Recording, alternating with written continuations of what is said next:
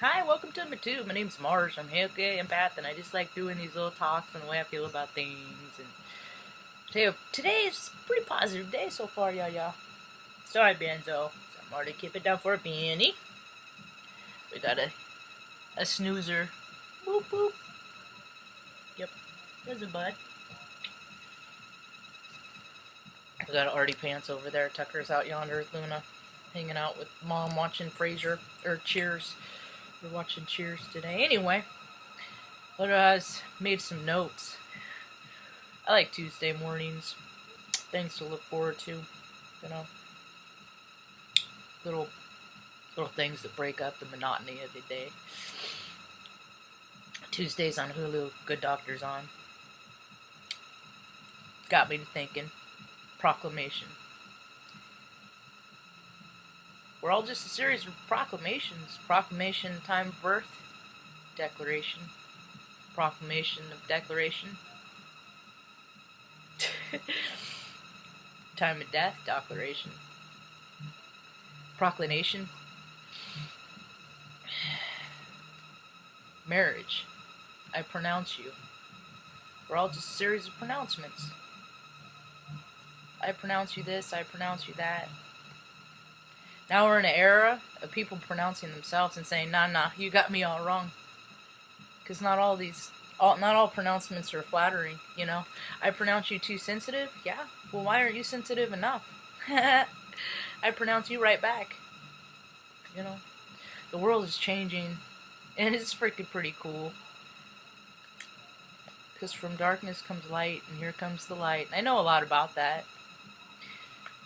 I think The Good Doctor is the writers of The Good Doctor. I am definitely in line with them, and I'll go down a freaking ant hole later on, and I'll look up the directors, and, you know, maybe it'll tell me where they were born, and see how close it was to, like, places I've been in my life, because people cross paths when they're meant to, you know, based on frequency, like attracts like. And there ain't a lot of people like me, so I haven't run into a lot of them. I know they're out there, I just haven't found them yet. But I believe that our outcomes already happen. We just gotta act like they do until they catch up, until we get dropped in the proper timeline. I'm just kind of in a holding pattern, I feel. And yesterday, I woke up and I just was not. I just woke up and I did not want to live the same day again. I just was not. I just had so much resistance and my body hurt. And I'm tying a freaking scarf around my head to relieve the pressure. And you know, and I just freaking totally went within and just listened to, you know, and then about part through the day, I recalled RIK's astrology report. And he made a pronouncement that Monday was going to be had the potential. I didn't set the reality on it. Oh, Monday could be a hard day potentially energetically. Not it will be, you know. And so I was trying to be super present. My ankle popped out like it does, and it freaking shot that pain into me. And the older we get, the more sensitive we get. So it's harder to handle, you know. I freaking was like hanging on the side of my big red truck. I took just to divert the pain from my ankle to my muscles in my arms, just to divert the energy. It still hurt, you know. So I mean, it's just never gonna not happen again. It just sucks. It's always pending, but I can't always worry about it because then I make it happen, you know. So is a lot of that yesterday. So made some notes. Freaking Good Doctor, man. I cried for a good first 5 minutes. That show makes me cry about every week, man. And they did such a good job.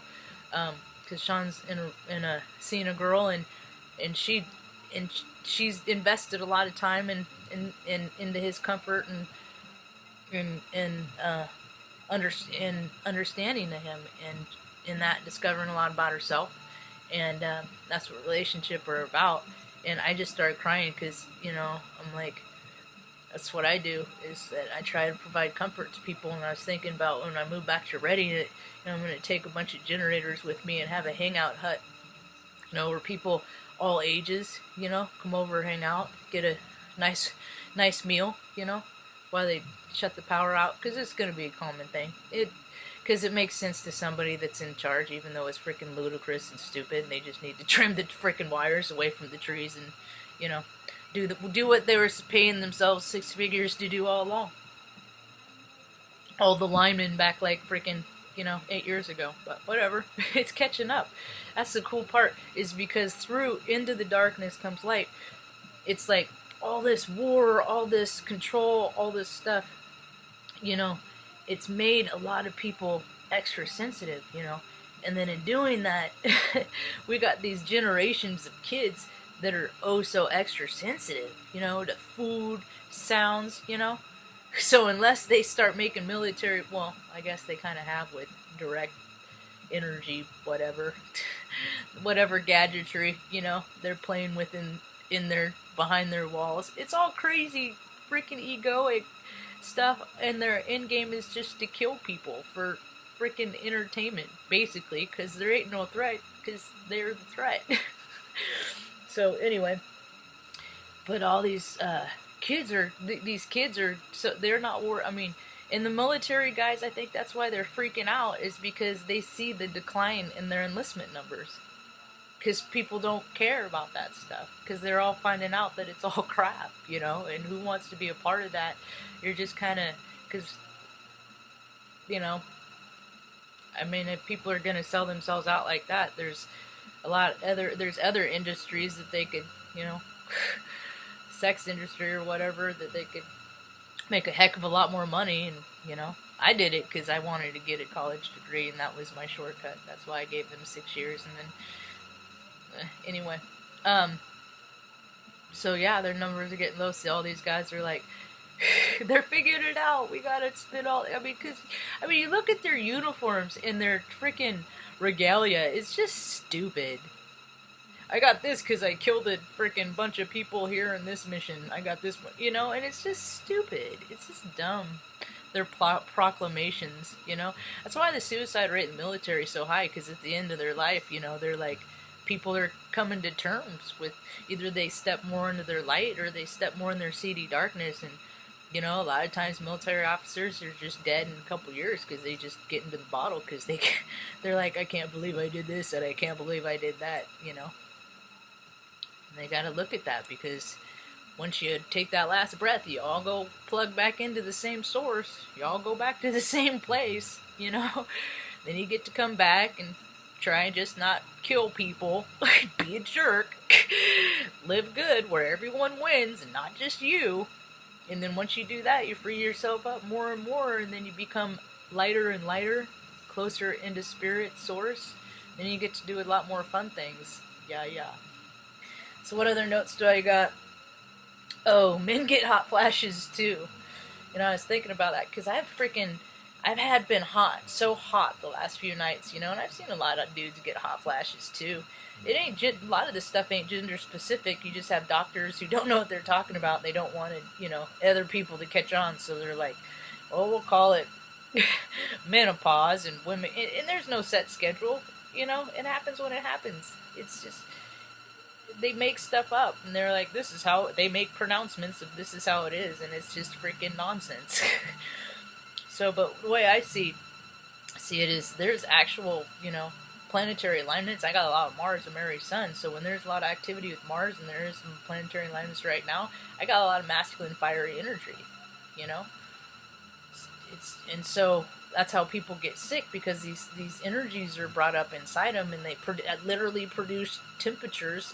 And then, you know, with the temperature difference, because it's cooler out, like mid-50s, not cold, but cooler, you know, but I'm producing more heat, so I should accommodate that by putting on it, but I'm just freaking, I'm hot, you know, but people call that hot flash. The way I look at it is, I look at masculine related to the pituitary, or, Joe, now he's in my head, pineal gland, and the pituitary gland. Now, I always understood pineal, I say it wrong, it is more related to masculine energy and then the pituitary is more related to feminine energy. And so when those are in balance, you know, one of them secreting one more, you know, that's when the, anyway, it makes sense to me. I see, I should make cartoons and stuff like this. It'd be a lot cooler. How I picture things. So, and when men get hot flashes, I just look at that as there's something in their pituitary gland, you know, in their sacral or their crown chakra that they need to address. Yeah, so that's how I look at how energy works and things like that, whatnot. But it just, the good doctor always gets me. I'm pretty particular. I am, and I try to let a lot of things go. I try not to be particular. I was telling a buddy the other day, I'm like, you know, I used to clean, like, move the furniture, clean, frickin', like, smells to bother me, and I, like, almost obsessively, right? And it still wasn't enough, and I was burning myself out. And then what happened is when I came here and I became unbalanced and I started drinking again after about 13 years, for a brief time, before I figured it out. Before I did that, I let things go, and then coming back into your balance, because your surroundings, you know, reflect the clarity of your thoughts, you know, and sometimes the imbalance could be getting a little too stuck on balance. So it's just all a freaking. It's just all experience. It's just all experience and how we see life, you know. So I'm gonna wrap up on this. Call it a day. There's always a point that we can steady ourselves. It took me years to find mine. People don't like to go. Oh, one thing about what Heyoka do. This is my own thoughts about what Heyoka do. If people can have an idea about that, that's their idea. This is mine. If people are in alignment with that, that's you're welcome to it. People don't like to go into the darkness with other people. Like, that's why, I don't know, it's weird when something bad happens to you. It's like everyone's looking at, like, when somebody dies or something, it's like, oh, that's so sad, you know? And they just look at you as an object of pain. And people don't leave you there because they don't like to go into that pain with you, because then that means that they might have to deal with something in themselves, and most of the time people don't. So at Heyoka, we go into the darkness and bring the light. That's what's happening to the world right now. More and more people are tapping into their frequency of Heyoka, their empath. We all Heyoka. Anybody I come across this, we all Heyoka. You know, everybody has Heyoka in them. Everybody has these frequencies in them, these paradigms, you know. It's all energy. I like to do pedicures, and I'm freaking gorgeous with makeup, quite frankly. I won't use makeup that's tested on animals at all. So, anyway, that's what's cool about now, is from darkness comes light, and the world's changing. Hope you have a rad day. Peace.